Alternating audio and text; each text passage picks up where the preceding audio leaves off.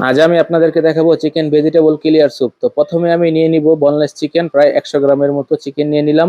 এখন নিয়ে নিব বয়েল করা সবজি, পেঁপে, গাজর, ফুলকপি আর ব্রোকলি নিয়ে নিলাম। দিয়ে দিলাম শসা, তারপরে দিয়ে দিলাম রেড ক্যাবেজ, তারপরে দিয়ে দিলাম অল্প একটু পাতাকপি।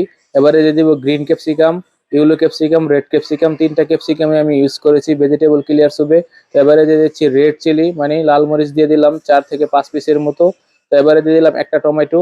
বন্ধুরা, চিকেনের ভিতরে এবারে আমি দিয়ে দিব একটি ডিমের কুসুম আর অল্প একটু অ্যারারুট দিয়ে চিকেনটা ভালোভাবে মাখিয়ে নিব, যাতে করে স্যুপের কালারটা অনেক সুন্দর আসে এবং স্যুপটা অনেক টেস্টি হয়। এবারে দিয়ে দিব মাশরুম।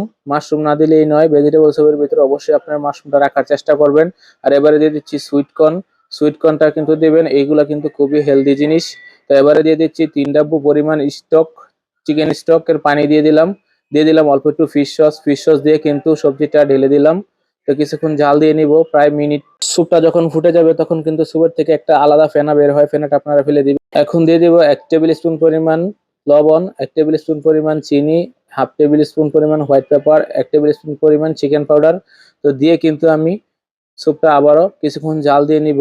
তো এবারে দিয়ে দিচ্ছি অল্প একটু লেমন জুস আর অল্প একটু কর্নফ্লাওয়ার, স্যুপটা একটু ঠিক হওয়ার জন্য। আর দিয়ে দিচ্ছি ডার্লিক ভাজা এবং চাইনিজ পাতা। দিয়ে কিন্তু স্যুপটা আমার মোটামুটি হয়ে গিয়েছে। তো নামিয়ে নিলাম। আপনাদের কাছে ভিডিওটা কেমন লেগেছে?